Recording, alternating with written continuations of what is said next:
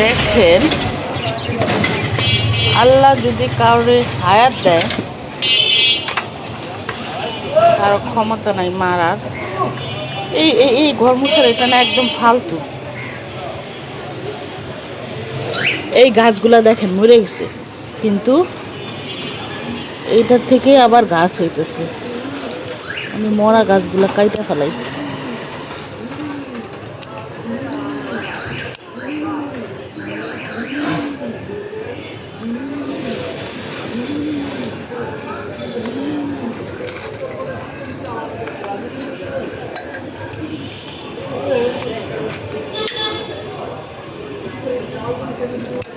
শক্ত হয়ে গেছে, পানি দেই নাই তো, কয়দিন পানি দেই নাই। আমার মেয়েরও রাগারাগি করতেছিল, পানি না দিলে না গাছ বাঁচে না। আসলে যে কোনো জিনিসের যত্ন করতে হয়, খালি রাখলেই হয় না। ফার্নিচার বলেন, মানুষ বলেন, গাছ বলেন, যে কোনো জিনিসই আপনি একটা জিনিস শখ করে কিনবেন, ফার্নিচার, টিভি, ফ্রিজ, এগুলো যদি আপনি ঠিক করে যত্ন করে না রাখেন বা পরিষ্কার না রাখেন, একটা সময় কি হবে, সব নষ্ট হয়ে যায়। তো গাছও সেরকমই, গাছেরও সেরকমই যত্ন করতে হয়, নাহলে গাছও মারা যায়। তো আমার একটু গাফালিত হয়েছে, আমি মাঝখানে একটু পানি টানি দেই নাই। তো এখন থেকে ইনশাল্লাহ দিব। এই যে দেখছেন, এই যে দেখেন এইখান থেকে আবার নতুন করে গাছ উঠছে। এই গাছগুলো কিন্তু সব মরে গেছে, দেখছেন, এই যেগুলো কিন্তু সব মরে গেছে দেখেন, এখন আবার নতুন করে উঠতেছে। যাক আলহামদুলিল্লাহ। আর এই যে মরিচ গাছটা, তো এই যে মরিচ গাছও পানি দিই নেই এতদিন, আজকে আবার পানি দিলাম। এই যে এখানে ফুল আসছে, এখানে ফুল আসছে মাশাল্লাহ। আর এখানে মরিচ, এখানে মরিচ, আরও মরিচ ধরছিল, ঝরে ঝরে পড়ে যায়, আমি আর ওর সাথে ছিঁড়ি না। যাই হোক, এই যে দেখেন আজকে ওয়েদারটা মেঘলা মেঘলা হয়ে আছে। এই যে আর নিচে যে সবজির দোকান, হালকা হালকা বৃষ্টি হলো একটু আগে, হালকা হালকা হালকা বৃষ্টি হয়েছে। এর মধ্যে আমি গোসল করে ফেলছি। তো বারান্দার কাপড় ছিল, বারান্দার কাপড়গুলো নিয়ে আসছি। আর বারান্দা যতবার পরিষ্কার করি ততবারই বৃষ্টি আসে কি হয়, নোংরা হয়ে যায়। তো ওই যে দেখেন আজকে ওয়েদারটা ভালোই লাগতেছে, কিন্তু মেঘলা মেঘলা আবার রোদ। এগুলাকে আমরা কি বলতাম জানেন? ব্যাঙের বিয়া। ছোটোকালে আমার মা বলতো ব্যাঙের বিয়া হইতেছে, তো এই জন্য এরকম বৃষ্টি। এই যে দেখেন, আমি আবার নাস্তা খাইলাম, এখন এই যে ঘরে যাই। আল্লাহ যদি কাউকে বাঁচাইতে চায়, সে হোক গাছ বা মানুষ, কারো ক্ষমতায় নাই তাকে মৃত্যু দান করার।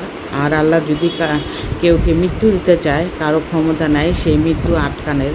আসসালামু আলাইকুম, সবাই কেমন আছেন? আশা করছি ভালো। আলহামদুলিল্লাহ আমরাও ভালো আছি। চলে আসলাম আমরা একটা নতুন ব্লগ নিয়ে, আশা করছি আপনাদের ভালো লাগবে।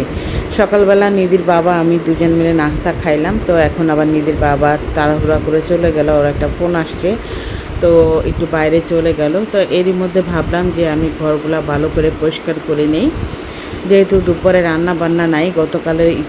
গতকালকের একটু তরকারি আছে, সেগুলো দিয়ে দুপুরে খাওয়া দাওয়া করব। আর রাতে দেখি কি রান্না করা যায়, রাতে হয়তো আলু ভর্তা করে খেয়ে নেব। আর এখনকার আলু না কেমন জানি মিষ্টি মিষ্টি হয়ে গেছে। সেদিন মনে হইলো নতুন আলু বের হয়েছে, কিন্তু এখন আলুগুলা না ভর্তা খাওয়া যায় না। ভর্তা বানাইলেই না আলু ভর্তা কেমন মিষ্টি মিষ্টি হয়ে যায়। তো এই মিষ্টি হইলে না আলু ভর্তাটা আমার কাছে ভালো লাগে না। তো এই যে ঘরটা ভালো করে পরিষ্কার করে নিলাম, রান্নাঘরটাও ভালো করে পরিষ্কার করে নিলাম। আর এই যে কালকে যে ঢেঁড়স ভাজি ছিল সেটা আবার গরম করে রাখলাম। আর দেখেন কত তেল, আসলে তেল কালকে ঢেঁড়স ভাজিতে না একটু তেল পড়ে গেছিলো, তো সেই তেলটা আবার ঝরায় রাখার চেষ্টা করলাম। তো এখানে এই যে একটু একটু তরকারি আছে, এগুলা দিয়ে আমাদের দুপুরে হয়ে যাবে। দুপুরে রান্না বান্না নাই, রাতে দেখি কি করি। আর এই যে দেখেন দুপুরে খাওয়া দাওয়া করার পরে বিকালে নাস্তা করতেছিলাম। নিধির বাবা আবার এই যে ড্যানিশ আনছে, কে কে এটা চিনেন? এটা কিন্তু আমরা ছোটোকালে অনেক খাইতাম। এগুলো না চায়ের দোকানে পাওয়া যায়, এখন না বেকারির দোকানে পাওয়া যায়। বেকারিটাও মজা লাগে, কিন্তু চায়ের দোকানেরটাও না আগে অনেক ভালো ছিল। এখন না চায়ের দোকানেরটা কেমন জানি চর্বি দেয়, এই জন্য খেতে ভালো লাগে না। তো আমরা যখন ছোট ছিলাম তখন কিন্তু এমন চর্বি দিত না। যাই হোক, তখন আমরা খাইতাম, আমাদের অনেক ভালো লাগতো। আমার মাও না এটা অনেক পছন্দ করতো। আর এই যে দেখেন নিধির বাবা সব সময় দুই মেয়ের সাথে দুষ্টামি করবে। তো আমি যখন ভিডিও করতেছিলাম তখন দেখলাম ও আবার চলে গেল। তো এরকমই বাপ মেয়ে তিনজন মিলে দুষ্টামি করে, তো অনেক করে, ভালোই লাগে সব সময় এরকম আর কি। বাপ মেয়ে বাবা মেয়ে সবসময় এরকম দুষ্টামি করে। যাই হোক, এই যে আপনাদের সাথে কথা বলতে বলতে আমি আবার ড্যানিশ খেয়ে নিচ্ছি, আর নিধির বাবাকেও ডাকতেছিলাম। এটা আমি আর নিধির বাবা খাবো, ওরা খাবে না, ওদের জন্য আবার অন্য কিছু আনা হয়েছে। তো এইখানে আবার বারান্দা দিয়ে এত বাতাস আসতেছিল, মাশাল্লাহ, আল্লাহর রহমতের বাতাস, এত ঠান্ডা হয়ে গেছে ঘরটা। তো নিধির বাবাকে আবার বলতেছিলাম, দেখো কত সুন্দর বাতাস, আসলে মনে হয় কি চাদর উড়ায় নিয়ে যাবে। মাঝে মধ্যে মনে হয় কি আমরা কক্সবাজারে বসে আছি এরকম লাগে। আসলে বারান্দার ওদিক দিয়ে তো খোলা, মানে বিল্ডিং নাই, এই জন্য না বাতাসটা না ঘরে ঢুকে। ওই রুমে কিন্তু এত একটা বাতাস ঢুকে না, এই রুমটা যেমন ঢুকে। তো এই যে আমরা দুজন মিলে আবার খাচ্ছিলাম।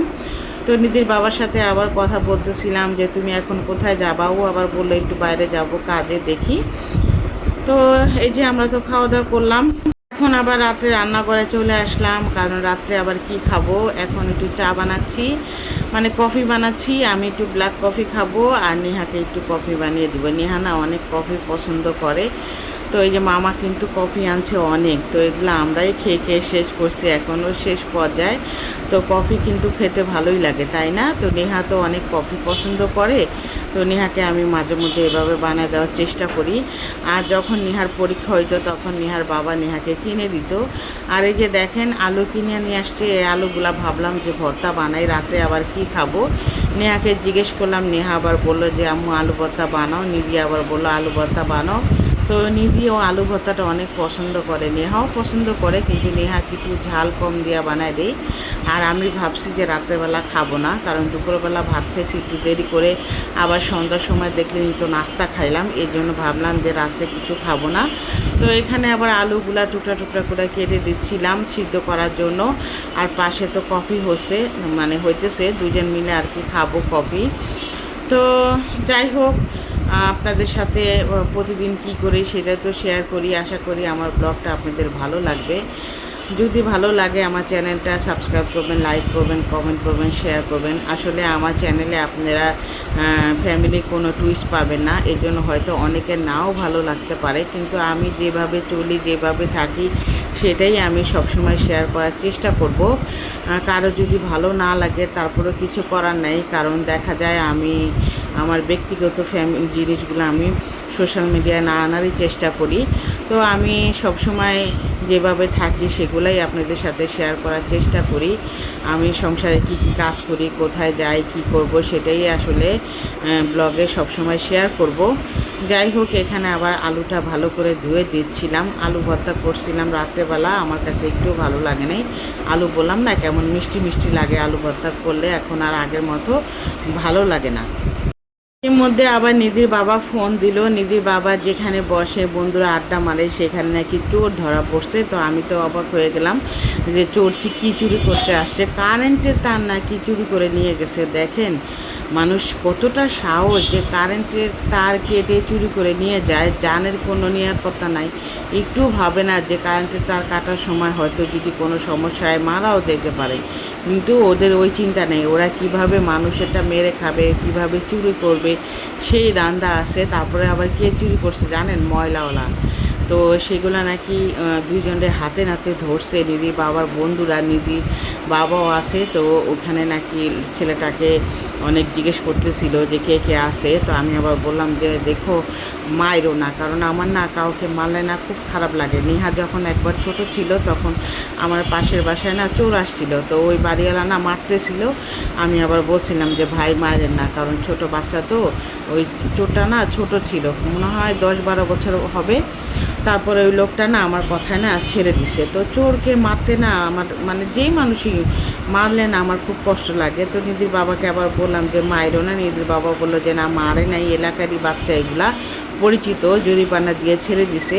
কারেন্টের তার, অনেক তার, দামি তার নাকি চুরি করে নিয়ে গেছে। মানুষ যে কোন পর্যায়ে গেছে। সবাই কেমন আছেন? আশা করছি ভালো, আলহামদুলিল্লাহ আমরাও ভালো আছি। আজকে সকালবেলা রান্না করি নেই, গতকালকে তরকারি ছিল, সেটা দুপুরবেলা আমরা খাওয়া দাওয়া করছি। আসলে সেরকমভাবে আপনাদের সাথে শেয়ার করা হয়নি। তো রাত এখন বাজে কয়টা নিবি? 7টা। 7টা বাজে। তো এখন আবার নেহাকে একটু কফি বানিয়ে দিলাম, আমি একটু ব্ল্যাক কফি নিলাম, আর আলু ভর্তা সিদ্ধ দিলাম। রাত্রে আলু ভর্তা দিয়ে ভাত খাবো। আর আজকে ওয়েদারটা মাশাআল্লাহ অনেক ঠান্ডা না, সকাল থেকে মানে এখানে এত অনেক সুন্দর বাতাস। পাঁচটা বারান্দা দিয়ে খোলা তো মানে অনেক বাতাস আসে, খুবই ভালো লাগে। ওই রুমটা আবার এত ঠান্ডা না, এই রুমটা অনেক ঠান্ডা। তো এখন ভাবলাম যে একটু আলু ভর্তা করি আর একটু ডাল ভুনা করব, এটা দিয়ে আজকে আমরা রাতে খাওয়া দাওয়া করবো।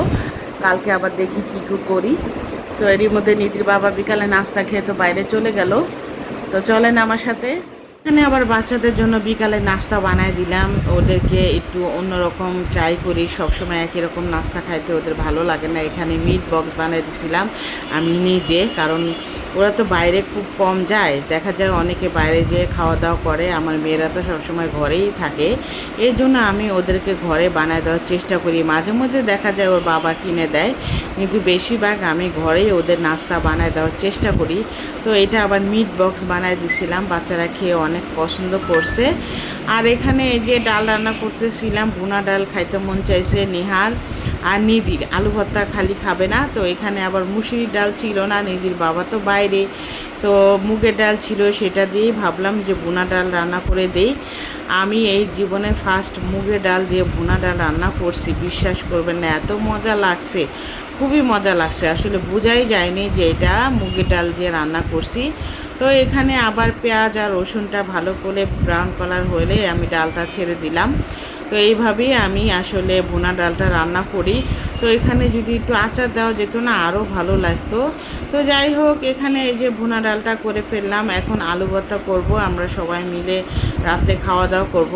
আমরা বলতে আমি খাবো না, কারণ আমার একটু পেটটা ভরাই আছে, ওরা সবাই মিলে খাবে।